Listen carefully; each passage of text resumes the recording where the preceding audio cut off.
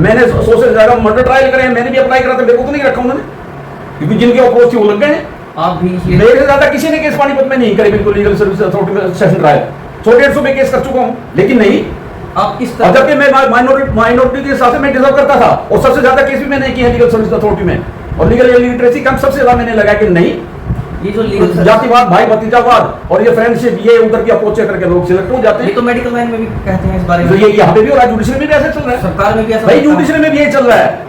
ये तो पब्लिक के साथ बहुत बड़ा अन्याय हो रहा है बिल्कुल। इन्होंने 2021 में सारे सीनियर निकाल दिए, शट आउट कर दिया, जिनकी 20-30-40 साल की प्रैक्टिस थी उनको सबको निकाल दिया, तो जूनियर कहां से काम सीखेंगे? उनको लोग वो तो सजाएं करवाएंगे। जिस आदमी ने 10 साल के अंदर एक भी सेशन ट्रायल नहीं किया, आप उसको रेप के केस दे रहे हो, पस्को केस दे रहे हो, 302 के दे रहे हो, 307 को दे रहे हो, वो कहां से कर लेगा? तो ये लोगों के साथ अन्याय है, पब्लिक के साथ अन्याय हो रहा है, ये पब्लिक के साथ अन्याय है। इससे अच्छा तो ये वो लोग प्राइवेट वकील करें तो वो ज्यादा अच्छा रहेगा। अरे भाई 80% तो वकील ऐसे आते हैं कोर्ट के अंदर जो कभी कॉलेज में कॉलेज में जाते ही नहीं वो, और रेगुलर उनकी वहां हाजिरी लगती है। सबसे बड़ी तो गलती बार काउंसिल ऑफ इंडिया की है कि उन कॉलेजेस को वो जाकर चेक नहीं करती, वो बैठा प्रैक्टिस कर रहा है पानीपत में, और एनरोलमेंट 5 साल के बाद में, वो 3 साल के बाद में वकील बन गया है, उसने सीखा क्या है? उसने कभी उसके बारे में जाना ही कुछ नहीं बिल्कुल भी। सबसे बड़ी प्रॉब्लम तो ये है। अब वो एक मुंशी है, वो रहकर, और एक यहाँ सबसे बड़ी बात यह है कि जो सरकारी कर्मचारी हैं वो पता नहीं कहां से ला करके आ रहे हैं, वो सफेद बाल करके लोग उनको वकील कर लेते हैं कि इसके तो सफेद बाल है सिर के, इन्हें तो बड़ी प्रैक्टिस करी, जबकि वो तो वहां पर किसी गवर्नमेंट ऑफिस में रहा। सबसे बड़ी गलती तो ये करी डिस्ट्रिक्ट लीगल सर्विस अथॉरिटी ने सारे हिंदुस्तान के अंदर कि जिनके 10 साल से ज्यादा प्रैक्टिस थी उनको निकाल ही दिया, और 10 साल के बाद ही आती है प्रैक्टिस करनी तो सेशन कोर्ट में। आज जिसने अभी कभी कोई केस सेशन का करा ही नहीं, आप 10 साल वाले को दे रहे हैं, वो तो सजा ही करवाएगा वहां पर। सबसे बड़ी तो ये दिक्कत आई है। मामला काफी बड़ा है, लेकिन बावजूद इसके ये मीडिया में सुर्खियां नहीं बटोर पाया, कोई हाईलाइट ऐसी नहीं मिली, और न्यायपालिका और जनता के हितों से और साथ ही वकीलों के हितों से संबंधित ये मामला है, लेकिन बावजूद इसके बहुत से वकीलों को भी इसके बारे में शायद जानकारी नहीं है, और जो कुछ ये पूरा प्रकरण चल रहा है इसके बारे में भी लोगों को कोई जानकारी नहीं है कि ये इतना बड़ा मुद्दा जो है क्यों हाईलाइट नहीं हो पाया। और इसके बारे में जिसे जानकारी है वो एडवोकेट आजम साहब हमारे साथ बैठे हैं, आइए इनसे जानते हैं कि ये पूरा मामला क्या कुछ है। खान साहब, सबसे पहले तो स्वागत है आपका हमारे चैनल में। मैं सबसे पहले जो चैनल के मीडिया के लोग हैं उनको बहुत बहुत धन्यवाद करता हूं कि ये जो हमारा स्ट्राइक का जो संदेश है, जो हमारी ग्रीवेंसेस है वो जनता में जाए, पब्लिक में जाए, ताकि लोगों को पता लगे कि भाई जो ये स्ट्राइक चल रही है वो किस वजह से चल रही है। सबसे पहले मैं उनका धन्यवाद करता हूं, और सभी को मेरा नमस्कार, आदर, सत श्री अकाल, सबको मेरी तरफ से सलाम। अब मैं अपने मौजू पे आता हूं। मेरा मेन मकसद क्या है बोलने का? मेरा मेन मकसद ये है कि 1987 में एक एक्ट केंद्र सरकार द्वारा लाया गया कि जो लोग गरीब हैं और वो अपना वकील नहीं कर सकते, अपने खर्चे से वकील नहीं कर सकते, उनको सरकार द्वारा न्याय दिलाने के लिए उनको सरकार की तरफ से फ्री वकील दिया जाए। और ये एक्ट लगभग 8 साल के बाद में 9 अक्टूबर 1995 को ये एक्ट लागू कर दिया गया और नेशनल लीगल सर्विस अथॉरिटी की स्थापना कर दी गई। और इसके जो हेड हैं अब इस टाइम माननीय न्यायमूर्ति चीफ जस्टिस श्री सूर्यकांत जी हैं। तो ये, और उसमें ये मेंशन कर दिया गया कि पूरे देश के अंदर, हर राज्य के अंदर, हर जिले के अंदर एक डिस्ट्रिक्ट लीगल सर्विस अथॉरिटी होगी और एक स्टेट की अलग से जो बॉडी होगी जो डिस्ट्रिक्ट लीगल सर्विस अथॉरिटीज़ के को एडमिनिस्ट्रेशन करेगी। इसलिए ये सभी राज्यों, भारतवर्ष के सभी राज्यों में गरीबों के लिए एक स्कीम लाई गई, एक संस्था बनाई गई जो आज तक सभी सारे देश के अंदर गरीबों को न्याय दिलाने में अपना सहयोग कर रही है। अब ये जो मेन मकसद, जो अब स्ट्राइक चल रही है, उसका मेन मकसद क्या है? उसका मेन मकसद ये है कि जो केसेस मुल्जिमान के आते थे या कंप्लेनेंट के आते थे, वो जो प्राइवेट वकील हैं उनके पास केस आने कतई बंद हो गए। वो क्यों बंद हो गए? कि जो लोग जेलों में बंद हैं वो अंदर से ही वकील करने के लिए अप्लाई कर देते हैं और लिस्ट बन के हल्का सीजीएम को आ जाती है, और वो जो यहाँ पर जो लीगल एड काउंसिल रखे हैं, डिफेंस काउंसिल रखे गए हैं, उनको दे दी जाती है। सबसे बड़ी जो दिक्कत जो अब इस टाइम आ रही है प्राइवेट वकीलों को ये आ रही है और जनता को भी ये आ रही है, पहले 50 वकील रखे जाते थे, 50 या 60 वकील होते थे जो सभी में वो केस बढ़ जाते थे और उससे क्या जूनियर वकील सीखते थे। अब ऐसा नहीं रहा, अब केवल 4 मात्र वकील रख लिए गए तनख्वाह के पे, और वो 2 साल के पीरियड पे रख लिए गए। उनकी तरफ से कुछ होता हो, उनको कोई मतलब नहीं है कि इसका इस जो मैं केस कर रहा हूँ उसका क्या फेल रहेगा। दूसरे उनके ऊपर इतना बर्डन आ गया है एकदम। पहले कहाँ 50 वकील संभालते थे, अब 4 वकीलों को कर दिया, और वो सारा जो वर्क था वकीलों का, प्राइवेट वर्क था, वो खत्म हो गया टोटल। अब आप बताइए, जो जूनियर काम सीखते थे सीनियर के पास, जब सीनियर वकील के पास ही कोई क्रिमिनल केस आएंगे ही नहीं, तो जूनियर कहाँ सीखेंगे। और जूनियरों की तो हमारी कोर्ट में बाढ़ आ चुकी है, बहुत ज़्यादा जूनियर आ रहे हैं। वकील साहब, आपको थोड़ा सा रोकना चाहूँगा कुछ पूछने के लिए।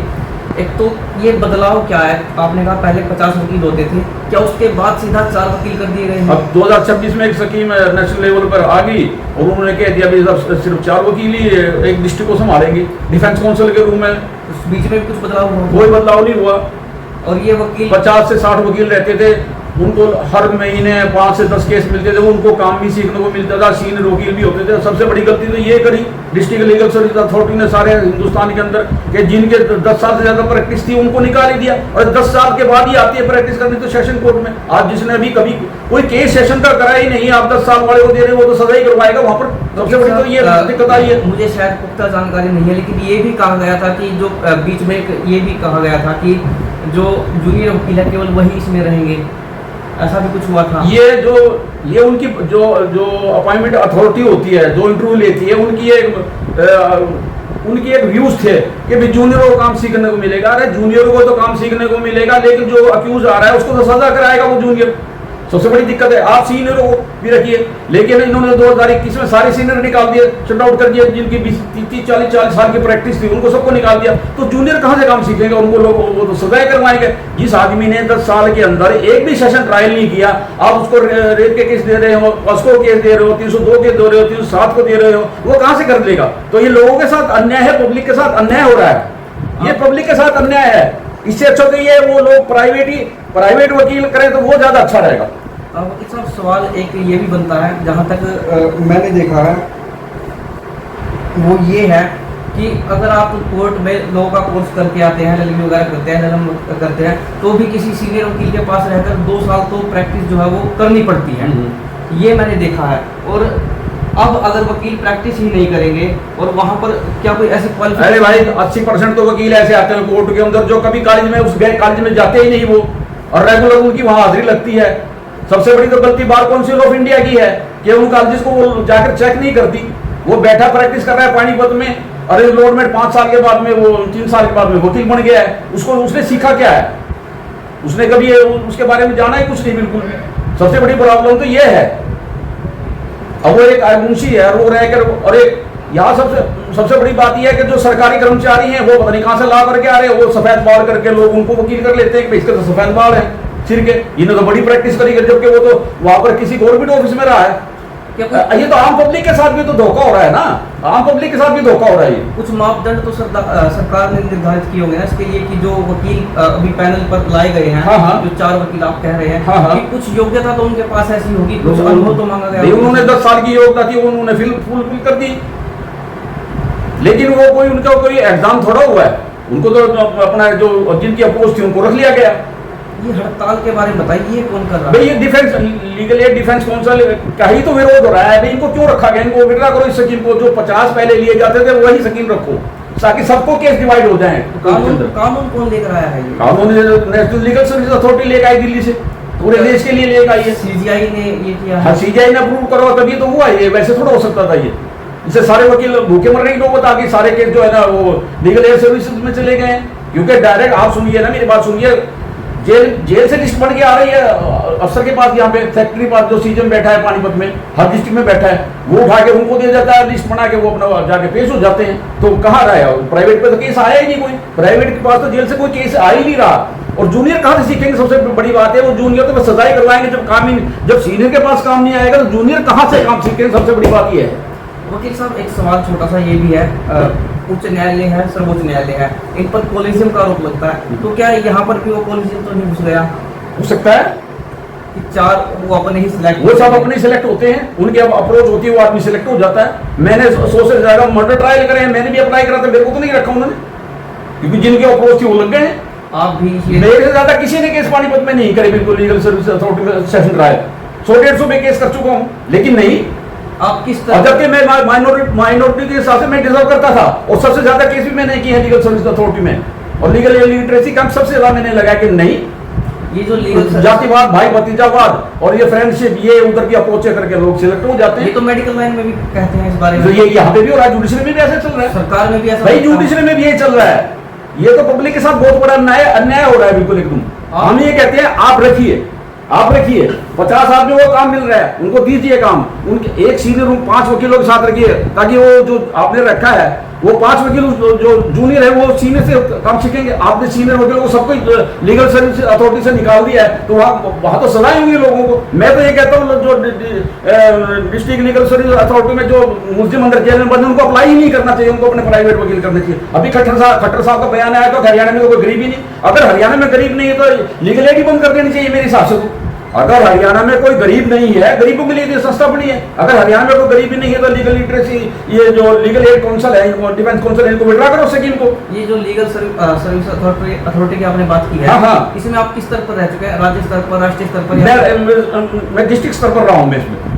तो और मैंने एक बार जस्टिस अल्तमस कबीर थे, उन्होंने एक वहाँ पर सोनीपत में एक मीटिंग हुई थी, उन्होंने ये बात बताई कि मेरे पास जब मैं वहाँ पर जस्टिस था तो एक केस मेरे पास ऐसा केस है कि लीगल एड काउंसिल ने कुछ भी नहीं पूछा उसमें, मर्डर केस में, और वो मैंने दोबारा रिमांड नीचे करा सेशन कोर्ट में। अब ये हालात है, एक जस्टिस ये बात कह रहा है। तो आप ये तो, और दूसरी बात ये है, और पैसा इतना कब देते हैं, 10,000 रुपए मिलते हैं सिर्फ। मेरे पास 6-6 साल से केस पड़े हैं, एक केस के 10 एक केस के सिर्फ 10,000 रुपए, 1 लाख से कम यहाँ वकील ही नहीं होता कोई। प्राइवेट तो वो 10,000 के जब वो सुनेगा 10,000 मुझे कुल मिलेंगे 5 साल के बाद में, उसको क्या जरूरत है अपने आंखें खुलाने की? सरकार की तरफ से कुछ नहीं मिलता, सरकार की तरफ से 10,000 रुपए मिलते हैं सिर्फ 10,000, सिर्फ 10,000 रुपए। जबकि मेरे प्राइवेट को 10,000, अगर मैं एक पेशी पे नहीं गया तो मेरे 3,000 रुपए कट जाएंगे।